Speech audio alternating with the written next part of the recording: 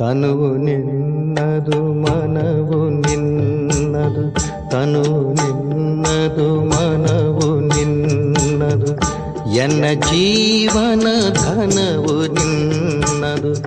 ನಾನು ನಿನ್ನವನೆಂಬ ಹೆಮ್ಮೆಯ ಋಣವು ಮಾತ್ರವೇ ನನ್ನದು.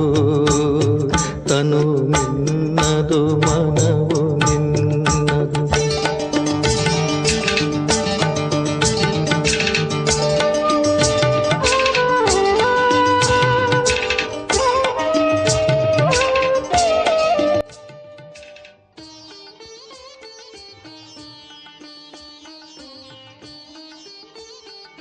ಓಂ ಶಾಂತಿ.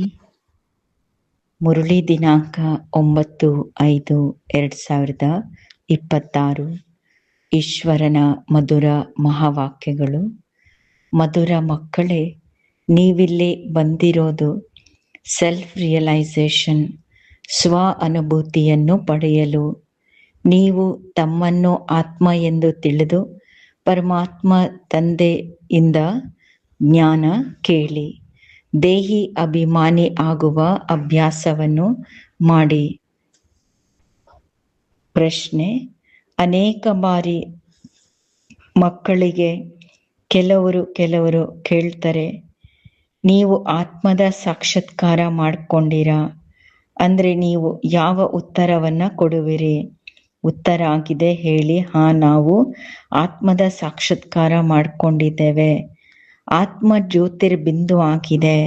ಸಾಕ್ಷಾತ್ಕಾರ ಅಂದರೆ ನಾಲೆಜ್, ಪರಿಚಯ. ಆತ್ಮದಲ್ಲಿಯೇ ಒಳ್ಳೆಯದು ಕೆಟ್ಟದ್ದು ಸಂಸ್ಕಾರ ಇದೆ. ಆತ್ಮನೇ ಪೂರ್ಣ ಜ್ಞಾನ ಈಗ ಪಡಿತಾ ಇದೆ. ಎಲ್ಲಿ ತನಕ ಆತ್ಮದ ಸಾಕ್ಷಾತ್ಕಾರ ಆಗಿದ್ದಿಲ್ಲ ಅಲ್ಲಿ ತನಕ ದೇಹಾಭಿಮಾನ ಇತ್ತು.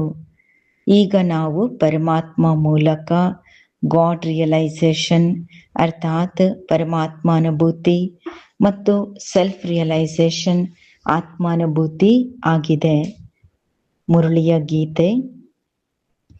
ಅವರು ನಮ್ಮನ್ನು ಎಂದು ಅಗಲಲ್ಲ, ನಾವು ಸಹ ಅವರನ್ನು ಅರ್ಥಾತ್ ಪರಂಪಿತ ತಂದೆಯನ್ನು ಅಗಲೋದಿಲ್ಲ. ಓಂ ಶಾಂತಿ. ಮಧುರಾತಿ ಮಧುರ ಆತ್ಮಿಕ ಮಕ್ಕಳು, ಈ ಗೀತೆಯನ್ನು ಕೇಳಿರಿ. ಆತ್ಮಿಕ ಮಕ್ಕಳು ಹೇಳೋದು ಶರೀರ ಮೂಲಕ. ಈ ಥರ ಯಾರು ಎಂದು ಹೇಳಲ್ಲ. ನಾವು ಸಾಯಬಹುದು, ನಾವು ಸಾಧು ಸಂತರು ಇತ್ಯಾದಿಗಳ ಮೇಲೆ ಸಾಯೋದು ಅರ್ಥಾತ್ ಸಮರ್ಪಣೆ ಆಗೋದು. ಸಾಧು ಸಂತರಿಗೆ ನಾವು ಸಾಯುವಷ್ಟು ಸಮರ್ಪಣೆ, ಬಲಿದಾನ, ಬಲಿಹಾರಿ ಈ ಥರ ಸಾಧು ಸಂತರಿಗೆ ಹೇಳಲ್ಲ. ಈ ಶಬ್ದ ಪರಮಾತ್ಮನಿಗೆ ಹೇಳೋದು. ಪರಮಾತ್ಮನ ಮೇಲೆ ಬಲಿಹಾರಿ, ಬಲಿದಾನ ಅಂತ. ಮಕ್ಕಳಿಗೆ ಗೊತ್ತಿದೆ ನಾವು ಅವರ ಜೊತೆಯೇ ಮನೆಗೆ ಹೋಗ್ಬೇಕು, ಈ ಶರೀರ ಅಂತೂ ಬಿಟ್ಟು ಹೋಗ್ಬೇಕು. ಅದಕ್ಕೆ ಹೇಳ್ತಾರೆ, ಈ ಶರೀರವನ್ನ ತೊರೆದು ನಾವು ಹೋಗ್ತೇವೆ ತಂದೆಯ ಜೊತೆ. ತಂದೆ ಬಂದಿರೋದೇ ಜೊತೆಯಲ್ಲಿ ಕರ್ಕೊಂಡು ಹೋಗ್ಲಿಕ್ಕೆ. ಇದು ಬಹಳ ಅರ್ಥ ಮಾಡಿಕೊಳ್ಳೋ ಮಾತು. ಮಕ್ಕಳು ಕರೀತಾರೆ, ನಾವು ಪತೀತರನ್ನು ಬಂದು ಪಾವನ ಮಾಡು. ಮತ್ತೇನ್ ಮಾಡೋದು? ಇಲ್ಲಿ ಅಂತೂ ಬಿಟ್ಟು ಹೋಗೋದಿಲ್ಲ ಬಾಬಾ, ಇಲ್ಲಿಯೇ. ಈಗ ಇದು ಪೂರ್ಣ ಜಗತ್ತು ಪತೀತ ಆಗಿದೆ. ಈ ಪತೀತ ಜಗತ್ತಿಂದ ಪಾವನ ಜಗತ್ತಲ್ಲಿ ಹೋಗೋದಕ್ಕೆ ತಂದೆ ಬಂದರೆ ನಾವು ಆತ್ಮಗಳನ್ನು ಜೊತೆ ಕರ್ಕೊಂಡು ಹೋಗ್ತಾರೆ. ಇದು ಪೂರ್ಣ ಜಗತ್ತು ವಿಕಾರಿಯಾಗಿದೆ. ಇದನ್ನ ನೀವು ತಿಳ್ಕೊಂಡಿರಿ.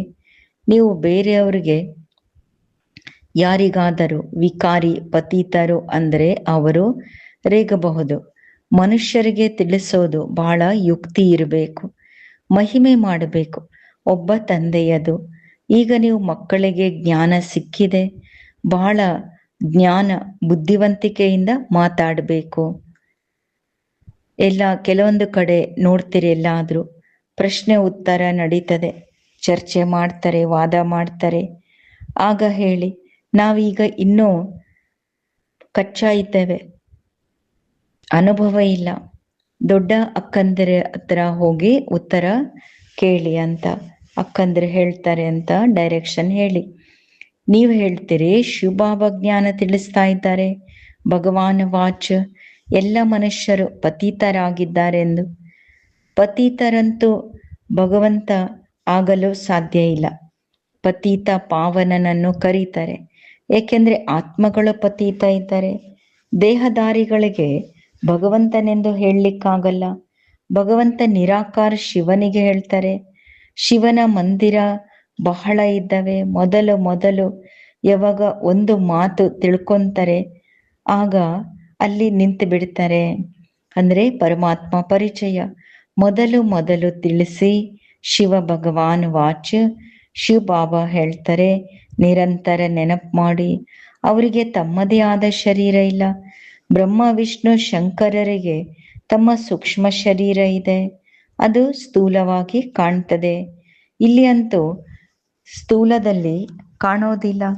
ಅದಕ್ಕೆ ಹೇಳೋದು ಪರಂಪಿತ ಪರಂ ಆತ್ಮ ಅಂದ್ರೆ ನಿರಾಕಾರಿ. ನೀವು ಹೇಳೋದು ನಾವು ಆತ್ಮ ಒಂದು ಶರೀರ ತೊರೆದು ಮತ್ತೊಂದು ಪಡಿತೇವೆ. ನೀವು ನಿಮ್ಮ ಆತ್ಮದ ಸಾಕ್ಷಾತ್ಕಾರ ಅರ್ಥಾತ್ ಪರಿಚಯ ಅನುಭವ ಪಡೆದಿರಿ. ಭಕ್ತಿ ಮಾರ್ಗದಲ್ಲಿ ಸಾಕ್ಷಾತ್ಕಾರಕ್ಕೆ 9 ಪ್ರಕಾರ ಭಕ್ತಿ ಮಾಡ್ತಾರೆ. ಆದರೆ ಭಕ್ತಿ ಮಾಡುವಂಥವ್ರು ಎಂದೂ ಸಾಕ್ಷಾತ್ಕಾರ ಮಾಡ್ಕೊಂಡಿಲ್ಲ. ಅಂದ್ರೆ ಪೂರ್ಣ ಆತ್ಮದ ಪರಿಚಯ ಅವರಿಗೆ ಸಿಗಲಿಲ್ಲ. ಅದು ಏನು ವಸ್ತು ಆಗಿದೆ ತಿಳ್ಕೊಂಡಿಲ್ಲ. ಕೇವಲ ಹೇಳ್ತಾರೆ ನಿರಾಕಾರಿ ಆಗಿದೆ. ಮಾತುಕತೆ ಎಲ್ಲನೂ ಮಾಡೋದು ಆತ್ಮನೇ. ಸಂಸ್ಕಾರ ಆತ್ಮದಲ್ಲಿರ್ತದೆ. ಆತ್ಮ ಹೊರಟೋಯ್ತು ಅಂದ್ರೆ ಆತ್ಮ ಆಗ್ಲಿ ಶರೀರ ಆಗ್ಲಿ ಮಾತಾಡ್ಲಿಕ್ಕಾಗಲ್ಲ. ಆತ್ಮ ಇಲ್ಲದೆ ಶರೀರ ಏನನ್ನು ಮಾಡಲು ಸಾಧ್ಯ ಇಲ್ಲ. ಮೊದಲು ಆತ್ಮವನ್ನು ಪರಿಚಯ ತಿಳ್ಕೊಳ್ಬೇಕು ಮತ್ತು ತಂದೆ ಮೂಲಕನೇ ತಂದೆಯನ್ನು ನಾವು ಅರಿತುಕೊಳ್ಳಲು ಸಾಧ್ಯ. ಪರಮಾತ್ಮನೇ ಬಂದು ಸ್ವತಃ ತನ್ನ ಪರಿಚಯ ಯಥಾರ್ಥ ಕೊಡ್ತಾರೆ. ಆತ್ಮಕ್ಕೆ ಪರಂಪಿತ ಪರಮಾತ್ಮನ ಸಾಕ್ಷಾತ್ಕಾರ ಹೇಗೆ ಆಗಲು ಸಾಧ್ಯ? ಯಾವಾಗ ತಮ್ಮನ್ನೇ ತಿಳ್ಕೊಂಡಿಲ್ಲ ಅಂದ್ರೆ ಆತ್ಮದ ಪರಿಚಯನೇ ಗೊತ್ತಿಲ್ಲ ಅಂದ್ರೆ ಪರಮಾತ್ಮನ ಹೆಂಗ್ ತಿಳ್ಕೊಳಕ್ಕಾಗ್ತದೆ? ನೋಡಬಹುದು. ಬಲೆ ಹೇಳ್ತಾರೆ ಹೊಳಿತಾ ಇರೋ ಅದ್ಭುತ ನಕ್ಷತ್ರ. ಆದ್ರೆ ಯಾರಿಗೂ ಗೊತ್ತಿಲ್ಲ ಆತ್ಮದಲ್ಲಿ 84 ಜನ್ಮಗಳ ಪಾತ್ರ ನೋಂದಾಯಿಸಲ್ಪಟ್ಟಿದೆ. ಮನುಷ್ಯರು ಎಷ್ಟೊಂದು ದೇಹ ಅಭಿಮಾನದಲ್ಲಿ ಇದ್ದಾರೆ. ಈಗ ತಂದೆ ಹೇಳ್ತಾರೆ, ದೇಹಿ ಅಭಿಮಾನಿಯಾಗಿ ತಮ್ಮನ್ನು ಆತ್ಮ ಎಂದು ತಿಳಿಯಿರಿ, ಮತ್ತೆ ನನ್ನ ಮೂಲಕ ಕೇಳಿ. ಕೇಳೋದು ಆತ್ಮ ಆಗಿದೆ. ಆತ್ಮಕ್ಕೆ ಹೇಳುವಂಥವರು ಪರಮಾತ್ಮ ಬೇಕು. ಜ್ಞಾನ ಮನುಷ್ಯರಿಗೆ ತಿಳಿಸೋದು ಮನುಷ್ಯರೇ ಆಗಿದ್ದಾರೆ. ಇಲ್ಲಿ ಆತ್ಮದ ಜ್ಞಾನ ಯಾರಿಗೂ ಇಲ್ಲ. ಇದು ಸಂಪೂರ್ಣ ಪರಿಚಯ. ಅದಕ್ಕೆ ಹೇಳೋದು ಮೊದಲು ಆತ್ಮವನ್ನು ಅರಿಯಿರಿ, ಸೆಲ್ಫ್ ರಿಯಲೈಸ್, ಸ್ವಾನುಭೂತಿ ಮಾಡ್ಕೊಳ್ಳಿ. ಆತ್ಮ ಸ್ವತಃ ಹೇಳೋದು ಆತ್ಮಕ್ಕೆ ಇಲ್ಲಿ ನಾವು ರಿಯಲೈಸ್ ಅಂದ್ರೆ ಅನುಭೂತಿ ಹೇಗೆ ಮಾಡೋದು, ಇದು ಯಾರಿಗೂ ಗೊತ್ತಿಲ್ಲ. ನಮ್ಮ ಆತ್ಮದಲ್ಲಿ ಹೇಗೆ ಪೂರ್ಣ ಪಾತ್ರ ನೋಂದಾಯಿಸಲ್ಪಟ್ಟಿದೆ. ಸಾಧು ಸನ್ಯಾಸಿ ಇತ್ಯಾದಿ ಯಾರೂ ಹೇಳಲು ಸಾಧ್ಯ ಇಲ್ಲ. ಆತ್ಮನೇ ಬಂದು ತಂದೆಯೇ ಬಂದು ಮಕ್ಕಳಿಗೆ ಸೆಲ್ಫ್ ರಿಯಲೈಸ್ ಆತ್ಮ ಅನುಭೂತಿ ಮಾಡಿಸ್ಬೇಕಾಗ್ತದೆ. ತಂದೆ ಹೇಳ್ತಾರೆ, ತಮ್ಮನ್ನು ಆತ್ಮ ಎಂದು ತಿಳಿದು ನನ್ನನ್ನು ನಿರಾಕಾರ ಪರಂಪಿತ ಪರಮಾತ್ಮನಿಂದ ಜ್ಞಾನ ಕೇಳಿ. ಆತ್ಮ ಮತ್ತು ಪರಮಾತ್ಮ ಯಾವಾಗ ಸೇರ್ತಾರೆ ಆಗನೇ ಮಾತು ಅಂದ್ರೆ ಭೇಟಿ ಆಗ್ತಾರೆ, ಆಗನೇ ಮಾತನಾಡಲು ಸಾಧ್ಯ. ಜಗತ್ತಲ್ಲಿ ಇದು ಯಾರಿಗೂ ಗೊತ್ತಿಲ್ಲ. ಅಂದ್ರೆ ಸಾಕಾರದಲ್ಲಿ ಆತ್ಮ ಪರಮಾತ್ಮ ಮಿಲನ ಆಗ್ತದೆ ಅನ್ನೋದು, ಪರಂಪಿತ ಪರಮಾತ್ಮ ಯಾವಾಗ ಬರ್ತಾರೆ ಅನ್ನೋದು ಜಗತ್ತಲ್ಲಿ ಗೊತ್ತಿಲ್ಲ. ಹೇಗೆ ಬಂದು ಜ್ಞಾನ ಕೊಡ್ತಾರೆ? ಅರಿಯದೇ ಇರೋ ಕಾರಣ ಭಿನ್ನ ಮತದಲ್ಲಿ ಬಂದ್ಬಿಟ್ಟಿದ್ದಾರೆ. ಅದೆಲ್ಲ ಆಧಾರ ಇರೋದೇ ಅವ್ರದ್ದು ಶಾಸ್ತ್ರಗಳ ಮೇಲೆ. ತಂದೆ ಹೇಳ್ತಾರೆ, ಅದರಿಂದ ನೀವು ನನ್ನನ್ನು ಅನುಭೂತಿ ಮಾಡಲು ಶಾಸ್ತ್ರಗಳ ಆಧಾರದಿಂದ ಸಾಧ್ಯ ಇಲ್ಲ, ಅಥವಾ ನೀವು ಸ್ವಾನುಭೂತಿಯನ್ನು ಪಡೆಯಲು ಸಾಧ್ಯ ಇಲ್ಲ. ಅಲ್ಲಿ ಹೇಳ್ತಾರೆ ಆತ್ಮನೇ ಪರಮಾತ್ಮ ಆಗಿದೆ. ಈ ತರ ಹೇಳೋದ್ರಿಂದ ಏನಾಗ್ತದೆ? ತಮ್ಮನ್ನು ಪತಿತರಿಂದ ಪಾವನ ಯಾರು ಮಾಡೋದು? ತ್ರಿಕಾಲದರ್ಶಿ ಯಾರು ಮಾಡ್ತಾರೆ? ಯಾವುದೇ ಆತ್ಮ ಅಥವಾ ಪರಮಾತ್ಮದ ಜ್ಞಾನ ಯಾರು ಸಹ ಕೊಡಲು ಸಾಧ್ಯ ಇಲ್ಲ. ಅದಕ್ಕೆ ನೀವು ಹೇಳೋದು, ಯಾರೆಲ್ಲ ಆತ್ಮಗಳು ತಮ್ಮ ತಂದೆಯನ್ನೇ ತಿಳ್ಕೊಂಡಿಲ್ಲ ಅಂದ್ರೆ ಅವರೇನಾಗಿದ್ದಾರೆ, ನಾಸ್ತಿಕರು. ಮತ್ತೆ ಅವರು ಹೇಳ್ತಾರೆ ಇನ್ನು ಭಕ್ತಿ ಮಾಡಲ್ಲ, ಅವರು ನಾಸ್ತಿಕರು. ಈಗ ನೀವು ಮಕ್ಕಳು ಭಕ್ತಿ ಅಂತೂ ಮಾಡೋದೇ ಇಲ್ಲ. ನಾವು ಪರಮಾತ್ಮ ಪರಿಚಯ ಇಲ್ಲದೆ ಇರೋರಿಗೆ ನಾಸ್ತಿಕರಂತೇವೆ. ಅವರು ಭಕ್ತಿ ಮಾಡದೇ ಇರೋರಿಗೆ ನಾಸ್ತಿಕರಂತಾರೆ. ಈಗ ನೀವು ಮಕ್ಕಳು ಭಕ್ತಿ ಅಂತೂ ಮಾಡೋದಿಲ್ಲ, ಏಕೆಂದ್ರೆ ಜ್ಞಾನ ಗೊತ್ತಿದೆ. ನಿಮ್ಮ ಹತ್ರ ಚಿತ್ರ ಅನೇಕ ಇದ್ದಾವೆ, ಚಿತ್ರಗಳ ಮೂಲಕ ಜ್ಞಾನ ತಿಳಿಸಬೇಕು. ಯಾವುದೇ ವಿಶ್ವದ ನಕ್ಷೆ ಯಾರಾದ್ರೂ ನೋಡ್ಲೇ ಇಲ್ಲ ಅಂದ್ರೆ ಅವರಿಗೆ ಹೇಗೆ ಗೊತ್ತಾಗ್ತದೆ ಲಂಡನ್ ದೇಶ ಎಲ್ಲಿದೆ, ಅಮೆರಿಕ ಎಲ್ಲಿದೆ? ಎಲ್ಲಿ ತನಕ ಟೀಚರ್ ಕುಳಿತು ಆ ಮ್ಯಾಪ್ ನಕ್ಷೆ ಮೇಲೆ ತಿಳಿಸಲ್ಲ. ಅದಕ್ಕೆ ನಿಮ್ಗೆ ಇಲ್ಲಿ ಚಿತ್ರಗಳೆಲ್ಲ ಮಾಡಿಸಿಟ್ಟಿರೋದು, ಆದ್ರೆ ಡೀಟೇಲ್ ಅಲ್ಲಿ ತಿಳಿಸ್ಲಿಕ್ಕಾಗಲ್ಲ. ಸೂರ್ಯವಂಶಿ ಈ ರಾಜಧಾನಿ, ಸೂರ್ಯವಂಶಿಗಳು ಈ ಸ್ವರ್ಗದ ರಾಜಧಾನಿ ಎಲ್ಲಿಂದ ಪಡೆದ್ರು? ಮತ್ತೆ ಚಂದ್ರವಂಶಿಗಳು ಹೇಗೆ ಪಡೆದ್ರು? ಏನು ಸೂರ್ಯವಂಶಿಯಿಂದ ಯುದ್ಧ ಮಾಡಿದ್ದಾರೇನು? ನಿಮ್ಗೀಗ ಅರ್ಥ ಆಗಿದೆ. ಎಲ್ಲರಿಗೂ ಆಸ್ತಿ ಒಬ್ಬ ತಂದೆಯಿಂದ ಸಿಗ್ತದೆ. ಸೂರ್ಯವಂಶಿ ಚಂದ್ರವಂಶಿ ವಿಶ್ವದ ಮಾಲೀಕರಾಗಿದ್ದಾರೆ. ಬೇರೆ ಯಾವುದೇ ಧರ್ಮ ಇರಲ್ಲ, ಅಂದ್ರೆ ಯುದ್ಧದ ಮಾತು ಇರಲ್ಲ. ಈಗ ಅರ್ಥ ಆಗಿದೆ, ನಾವು ವಿಶ್ವದ ಮಾಲೀಕ ಆಗ್ತೇವೆ. ಈ ತರ ಎಲ್ಲ ಸೂರ್ಯವಂಶಿಯಿಂದ ಚಂದ್ರವಂಶಿಗಳು ಗೆದ್ದಿದ್ದಾರೋ ಅಥವಾ ಯುದ್ಧ ಮಾಡಿದಾರೋ? ಅಲ್ಲ, ಬೇರೆ ಬೇರೆ ಮನೆತನ ಆಗಿರ್ತಾರೆ ಸೂರ್ಯವಂಶಿ ಚಂದ್ರವಂಶಿ. ಒಬ್ರು ಮೇಲೆ ಒಬ್ರು ಯುದ್ಧ ಮಾಡಿ ಗೆದ್ದು ತಕೊಂಡಿದ್ದು ಅಲ್ಲ. ಈಗ ನಿಮ್ಮ ಬುದ್ಧಿಯಲ್ಲಿ ಚಿತ್ರಗಳ ಪೂರ್ಣ ಜ್ಞಾನ ಇದೆ. ಸ್ಕೂಲಲ್ಲಿ ವಿದ್ಯಾರ್ಥಿಗಳು ಓದ್ತಾರೆ ಅಂದ್ರೆ ಬುದ್ಧಿಯಲ್ಲಿ ಪೂರ್ಣ ಜ್ಞಾನ ಬಂದ್ಬಿಡ್ತದೆ. ಚಿಕ್ಕ ಮಕ್ಕಳಿಗೆ ಪುಸ್ತಕದಲ್ಲಿ ತೋರಿಸ್ಲಾಗ್ತದೆ, ಇದು ಆನೆ ಆಗಿದೆ, ಇದು ಇಂಥದ್ದಾಗಿದೆ. ಈಗ ನೀವು ಈ ನಾಟಕ ಸೃಷ್ಟಿಯದು ತಿಳ್ಕೊಂಡಿರಿ. ಇದು ಪೂರ್ಣ ಸೃಷ್ಟಿ ಚಕ್ರ ಜ್ಞಾನ ಬುದ್ಧಿಯಲ್ಲಿರ್ಬೇಕು. ಇದೆಲ್ಲ ಹೊಸ ಜ್ಞಾನದ ಮಾತು. ಹಾಗೂ ಈ ಮಾತುಗಳು ಬ್ರಾಹ್ಮಣ ಕುಲದವರಿಗೆ ಅರ್ಥ ಆಗೋದು. ಬೇರೆಯವರಂತೂ ಕುತ್ಕೊಂಡು ವ್ಯರ್ಥ ವಾದ ವಿವಾದ ಮಾಡ್ತಾರೆ. ಈ ತರ ಎಲ್ಲ ಎಲ್ಲರಿಗೂ ಒಟ್ಟಿಗೆ ತಿಳಿಸ್ಬೇಕಾಗ್ತದೆ ಅಲ್ಲ. ಎಲ್ಲರ ಮೆಂಟಾಲಿಟಿ ಬೇರೆ ಬೇರೆ, ಅದಕ್ಕೆ ಬೇರೆ ಬೇರೆ ಕುಳಿತು ತಿಳಿಸ್ಕೊಡಿ. ಜ್ಞಾನ ಕಾಯ್ದೆನೇ ಇದೆ. ಮೊದಲು ತಂದೆಯದು ಆತ್ಮದ್ದು ಜ್ಞಾನ ತಿಳ್ಕೊಳ್ಬೇಕು. ನಂತರ ಮುರಳಿ ಕ್ಲಾಸಲ್ಲಿ ಕುತ್ಕೊಂಡ್ರೆ ಅರ್ಥ ಆಗ್ತದೆ. ಇಲ್ಲ ಅಂದ್ರೆ ಏನು ಕೂಡ ಮುರಳಿ ಅರ್ಥ ಆಗಲ್ಲ, ಸಂಶಯ ಬರ್ತಾ ಇರ್ತದೆ. ಅದಕ್ಕೆ ನಿಮಗೆ ಹೇಳೋದು, ಭಗವಂತ ಒಬ್ಬನೇ, ಅವನೇ ಶ್ರೇಷ್ಠ, ಅತಿ ಶ್ರೇಷ್ಠ. ದೇವತೆಗಳಿಗೆ ಭಗವಂತ ಎಂದು ಹೇಳಲು ಸಾಧ್ಯ ಇಲ್ಲ. ಆತ್ಮಕ್ಕೆ ಜ್ಞಾನ ಈಗ ನಿಮ್ಗೆ ಇಲ್ಲಿ ಸಿಗ್ತಾ ಇದೆ. ಕರ್ಮದ ಫಲ ಆತ್ಮನೇ ಭೋಗಿಸೋದು, ಸಂಸ್ಕಾರ ಆತ್ಮದಲ್ಲಿ ಇರೋದು. ಆತ್ಮ ಕೇಳ್ತದೆ ಈ ಕರ್ಮೇಂದ್ರಿಯಗಳ ಮೂಲಕ. ಭಗವಂತ ತಂದೆ ಒಬ್ಬನೇ, ಆಸ್ತಿ ಅವರಿಂದ ಸಿಗೋದು. ಬಾಬಾ ಹೇಳ್ತಾರೆ, ನೀವು ತಮ್ಮನ್ನು ಆತ್ಮ ಎಂದು ನಿಶ್ಚಯ ಮಾಡಿಕೊಳ್ಳಿ ಮತ್ತು ತಂದೆಯೊಂದಿಗೆ ಬುದ್ಧಿಯೋಗ ಜೋಡಿಸಿ. ಜನ್ಮ ಜನ್ಮಾಂತರ ಭಕ್ತಿ ಮಾಡ್ತಾ ಬಂದಿರಿ. ಹನುಮಾನ ಪೂಜಾರಿಗಳಿದ್ರು ಅಂದ್ರೆ ಅವರು ಹನುಮಾನನ್ನು ನೆನಪು ಮಾಡ್ತಾರೆ, ಅಥವಾ ಕೃಷ್ಣನ ಪೂಜಾರಿ ಇದ್ರು ಅಂದ್ರೆ ಕೃಷ್ಣನನ್ನು ನೆನಪು ಮಾಡ್ತಾರೆ.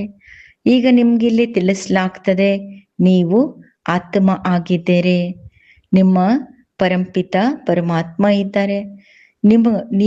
ನೀವು ಅವರನ್ನು ನೆನಪು ಮಾಡೋದ್ರಿಂದ ತಂದೆಯ ಆಸ್ತಿ ನಿಮ್ಗೆ ಸಿಗೋದು. ಪರಂಪಿತ ಪರಮಾತ್ಮನ ನೆನಪಿನಿಂದಲೇ ಆ ಪರಂಪಿತ ತಂದೆಯ ಆಸ್ತಿ ಸಿಗೋದು. ತಂದೆಯಾಗಿದ್ದಾರೆ ಅವರು ಸ್ವರ್ಗದ ರಚಯಿತ. ಅಂದ್ರೆ ಅವಶ್ಯ ನಾವು ಸ್ವರ್ಗದಲ್ಲಿ ಇರ್ಬೇಕಲ್ವಾ? ಅಪ್ಪ ಸ್ವರ್ಗದ ರಚಯಿತ ಅಂದ್ರೆ ನಾವು ಸ್ವರ್ಗದಲ್ಲಿ ಇರ್ಬೇಕಲ್ವಾ? ಭಾರತ ಸ್ವರ್ಗ ಇತ್ತು, ಈಗ ಸ್ವರ್ಗ ಇಲ್ಲ, ಆ ರಾಜ್ಯನೂ ಇಲ್ಲ. ನರಕದಲ್ಲಂತೂ ರಾವಣ ರಾಜ್ಯ ಇದೆ. ನಮ್ಮ ರಾಜಧಾನಿ ಹೇಗೆ ನಡೀತಾ ಬಂತು, ಹೇಗೆ ಕೆಳಗೆ ಬೀಳ್ತಾ ಬಂತು, ಇದು ಯಾರು ತಿಳ್ಕೊಂಡಿಲ್ಲ. ಅಂದ್ರೆ ದೇವತಾ ರಾಜಧಾನಿ ಈಗ ನಿಮ್ಗೆ ಗೊತ್ತಾಗಿದೆ ಪುನರ್ಜನ್ಮ ಪಡಿತಾ ಪಡಿತಾ ಕೆಳಗಿಳಿತಾ ಬರಲೇಬೇಕು. ಈಗ ಪುನಃ ತಂದೆ ಹೇಳ್ತಾರೆ ನನ್ನ ನೆನಪು ಮಾಡಿ ನೀವು ಪಾವನ ಆಗ್ತೀರಿ, ಸ್ವರ್ಗದ ಆಸ್ತಿ ಪಡಿತೀರಿ. ನಾವು ತಂದೆಯ ಮಕ್ಕಳಾಗಿದ್ದೇವೆಂದ್ರೆ ತಂದೆಯ ಆಸ್ತಿ ಸಿಗ್ತದೆ. ಆದರೆ ಎಲ್ಲಿ ತನಕ ತಮೋಪ್ರಧಾನರಿಂದ ಸತೋಪ್ರಧಾನ ಆಗಲ್ಲ, ಯೋಗದಿಂದ ಪಾವನ ಆಗ್ತೀರಿ. ಆಗ ಎಲ್ಲಿ ತನಕ ಯೋಗದಿಂದ ಪಾವನ ಆಗಲ್ಲ ಅಲ್ಲಿ ತನಕ ಆಸ್ತಿ ಪಡೆಯಲು ಸಾಧ್ಯ ಇಲ್ಲ. ತಂದೆ ಹೇಳ್ತಾರೆ ನನ್ನ ನೆನಪು ಮಾಡೋದ್ರಿಂದ ನಿಮ್ಮ ವಿಕರ್ಮಗಳು ವಿನಾಶ ಆಗ್ತವೆ, ವಿಕರ್ಮ ಜೀತ ಆಗ್ತೀರಿ, ಇದು ಗ್ಯಾರಂಟಿ ಇದೆ. ಶಿಕ್ಷಣ ಅಂತೂ ಕೊಡ್ಬೇಕಾಗ್ತದೆ. ಕೆಲವರು ತಿಳ್ಕೊಂತಾರೆ, ಕೆಲವರು ತೀಕ್ಷ್ಣ ಬುದ್ಧಿಯವರು ಇರ್ತಾರೆ. ಅವರು ಬಹಳ ಚುರುಕು ಬುದ್ಧಿ ತೀಕ್ಷ್ಣ ಬುದ್ಧಿಯವರು ಇರ್ತಾರೆ ಅಂದ್ರೆ ಬಹಳ ಗಲಾಟೆ ಮಾಡ್ತಾರೆ. ಒಂದಲ್ಲ ಒಂದು ವಿಘ್ನ ಹಾಕೋದಕ್ಕೆ ಬರ್ತಾರೆ. ಯಾರೇ ಗಲಾಟೆ ಮಾಡಿದ್ರೂ ಕೂಡ ಜ್ಞಾನ ಕೊಡುವಾಗ ಹೇಳಬೇಕು, ಏಕಾಂತದಲ್ಲಿ ಬಂದು ಡೀಟೇಲ್ ಆಗಿ ತಿಳ್ಕೊಳ್ಳಿ. ಪ್ರದರ್ಶನಿಯಲ್ಲೇ ಎಲ್ಲ ಡೀಟೇಲ್ ಹೇಳಕ್ಕಾಗಲ್ಲಲ್ವಾ. ಪ್ರಶ್ನೆ ಕೇಳಿದ್ರೆ, ವಾದ ಮಾಡಿದ್ರೆ, ಗಲಾಟೆ ಮಾಡಿದ್ರೆ ಈ ತರ ಹೇಳಿ, ಏಕಾಂತದಲ್ಲಿ ಬಂದು ತಿಳಿಯಿರಿ. ಇಲ್ಲಿಯ ಕಾಯ್ದೆ ಆಗಿದೆ 7 ದಿನ ಬಟ್ಟಿಯಲ್ಲಿದ್ದು ತಿಳಿಸೋದು ಜ್ಞಾನ. ಮುರುಳಿ ಕೇಳಬೇಕು ಅಂದ್ರೆ 7 ದಿನ ಕೋರ್ಸ್, 7 ದಿನ ಬಟ್ಟಿ. ಏಕೆಂದ್ರೆ ಈ ಜ್ಞಾನ ಹೊಸದಾಗಿರೋ ಕಾರಣ ಮನುಷ್ಯರಿಗೆ ಕನ್ಫ್ಯೂಷನ್, ದ್ವಂದ್ವ ಆಗ್ತದೆ. ಯಾರೇ ಮೊದಲು ಹೊಸ ಸೆಂಟರ್ ತೆರೀತಾರೆ ಅಂದ್ರೆ, ಹೊಸ ಜಾಗದಲ್ಲಿ ಹೊಸ ಸರ್ವಿಸ್ ಆಗ್ತದೆ ಅಂದ್ರೆ ಅದರಲ್ಲಿ ಸ್ಪೆಷಲಿ ಬುದ್ಧಿವಂತರ ಹೋಶಿಯಾರ್ ಇರಬೇಕು. ಎಲ್ಲರಿಗೂ ಆ ಏರಿಯಾದಲ್ಲಿ ಹೊಸದಾಗಿ ಜ್ಞಾನ ಕೊಡೋದ್ರಲ್ಲಿ ಹೋಶಿಯಾರ್ ಮಕ್ಕಳು ಇರಬೇಕು ತಿಳಿಸ್ಲಿಕ್ಕೆ. ಭಗವಂತ ಅಂತೂ ಎಲ್ಲರಿಗೂ ಒಬ್ಬನೇ, ಎಲ್ಲ ಆತ್ಮಗಳು ಪರಸ್ಪರ ಸೋದರರು. ಪರಮಾತ್ಮ ಸರ್ವರಿಗೂ ತಂದೆ ಆಗಿದ್ದಾರೆ. ಕರೀತಾರೆ ಪತೀತ ಪಾವನ ಬಾ ಅಂದ್ರೆ ಅವಶ್ಯ ಅವನು ಪಾವನನು, ಎಂದೂ ಪತೀತ ಆಗಲ್ಲ. ತಂದೆಯೇ ಬಂದು ಪತೀತರನ್ನು ಪಾವನ ಮಾಡ್ತಾರೆ. ಸತ್ಯುಗದಲ್ಲಿ ಎಲ್ಲರೂ ಪಾವನರಿರ್ತಾರೆ, ಕಲಿಯುಗದಲ್ಲಿ ಎಲ್ಲರೂ ಪತೀತರು. ಪತೀತರು ಬಹಳ ಆಗಿದ್ದಾರೆ. ಪಾವನ ಆತ್ಮಗಳ ಸಂಖ್ಯೆ ಸ್ವಲ್ಪವೇ ಇರೋದು ಸತ್ಯುಗದಲ್ಲಿ. ಸತ್ಯುಗದಲ್ಲಿ ಎಲ್ಲರೂ ಬರಲು ಸಾಧ್ಯ ಇಲ್ಲ. ಯಾರು ಪತೀತರಿಂದ ಪಾವನ ಆಗ್ತಾರೆ ಅವರೇ ಪಾವನ ಜಗತ್ತಲ್ಲಿ ಬರ್ತಾರೆ. ಬಾಕಿ ಎಲ್ಲರೂ ನಿರ್ವಾಣ ಜಗತ್ತಲ್ಲಿ ಹೋಗ್ಬಿಡ್ತಾರೆ. ಇದು ಗೊತ್ತಾಗಿದೆ. ಇಡೀ ಜಗತ್ತು ಬಂದು ಇಲ್ಲಿ ಜ್ಞಾನ ಮತ ಪಡೆಯಲ್ಲ. ಇದು ಕಷ್ಟ ಇದೆ. ಮತ್ತೆ ಇದು ಪೂರ್ಣ ಜಗತ್ತಿಗೆ ನೀವು ಮತ ಕೊಡಿ. ಈಗ ಎಲ್ಲರದು ಕಯಾಮತ್ ಅಂದ್ರೆ ವಿನಾಶದ ಒಂದು ಸಮಯವಾಗಿದೆ. ವಿನಾಶ ಎಲ್ಲರದು ಆಗಲೇಬೇಕು. ತಿಳಿಸುವಂತ ಬಹಳ ಯುಕ್ತಿ ಬೇಕು. ಶಾಂತಿಯಿಂದ ಕುತ್ಕೊಂಡು ಕೇಳಬೇಕು. ಯಾವುದೇ ತೊಂದರೆ ಮಾಡಬಾರ್ದು. ಮೊದಲು ತಂದೆಯ ಪರಿಚಯ ಕೊಡಬೇಕು. ಶಿವಬಾಬಾವರೇ ಪತೀತ ಪಾವನ ಆಗಿದ್ದಾರೆ, ಅವರೇ ತಿಳಿಸ್ಕೊಡ್ತಾ ಇದ್ದಾರೆ. ಗೀತೆಯಲ್ಲಿ ಅಕ್ಷರ ಪ್ರಸಿದ್ಧಿ ಇದೆ, ಭಗವಾನ್ ವಾಚ್ ಅನ್ನೋದು. ಪತೀತ ಪಾವನ ತಂದೆಯೇ ಹೇಳ್ತಾರೆ, ನನ್ನನ್ನು ನೆನಪು ಮಾಡಿ, ನಿಮ್ಮ ವಿಕರ್ಮಗಳು ವಿನಾಶ ಆಗ್ತವೆ. ಗೀತೆಯಿಂದಲೇ ಈ ಅಕ್ಷರ ಸಂಬಂಧಪಟ್ಟಿರೋದು. ಶಿವಬಾಬಾ ಹೇಳ್ತಾರೆ, ನನ್ನನ್ನು ನೆನಪು ಮಾಡಿ, ನಾನು ಸರ್ವಶಕ್ತಿವಾನ್, ಪತೀತ ಪಾವನ, ಗೀತಾ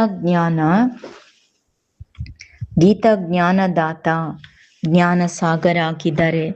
ಗೀತೆ ಇದು ಅಕ್ಷರಗಳಾಗಿವೆ.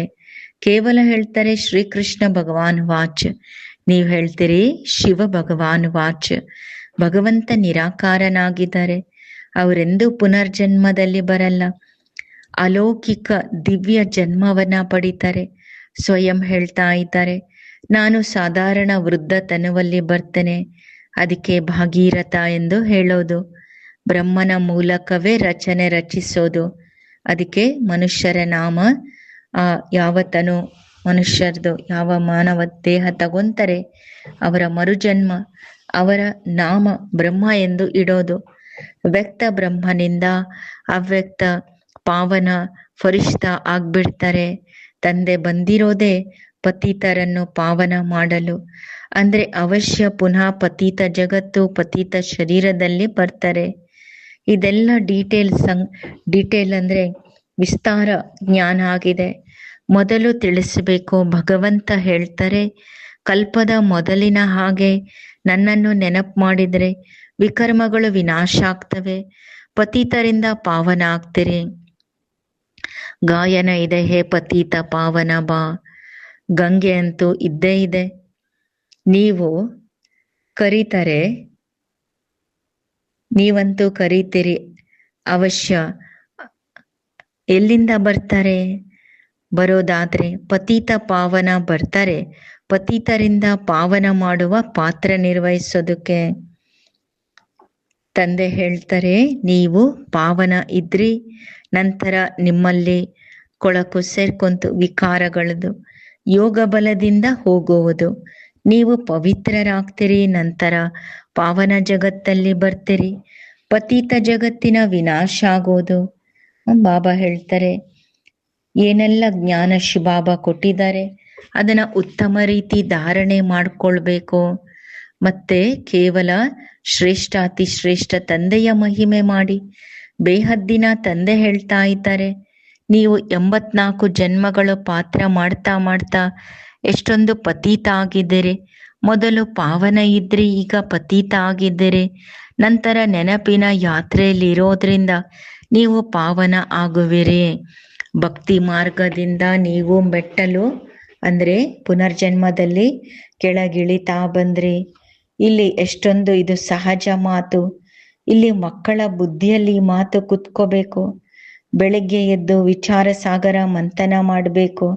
ನಂತರ ಯಾರೇ ಬಂದ್ರು ಅವರಿಗೆ ಜ್ಞಾನ ತಿಳಿಸಬೇಕು. ಮುರುಳಿ ಮುಖ್ಯ ಪಾಯಿಂಟ್ಸ್ ನೋಟ್ ಮಾಡಬೇಕು, ನಂತರ ರಿಪೀಟ್ ಮಾಡಬೇಕು. ಅದು ಹೃದಯದಲ್ಲಿ ಮನಸ್ಸಲ್ಲಿ ಜ್ಞಾನ ಮುರುಳಿ ಪಕ್ಕ ಸ್ಮೃತಿ ಇರಬೇಕು. ಮೊದಲು ಮುಖ್ಯ ಮಾತಾಗಿದೆ ತಂದೆಯ ನೆನಪು ಮಾಡೋದು.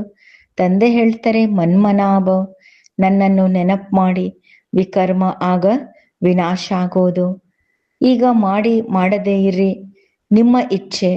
ಬಾಬಾ ಅಂತೂ ಹೇಳ್ತಾರೆ, ಮಾಡೋದು ಬಿಡೋದು ನಿಮ್ಮ ಮನಸ್ಸಿನ ಮೇಲೆ ಆಧಾರ ಪಟ್ಟಿದೆ, ಇಂಟ್ರೆಸ್ಟ್.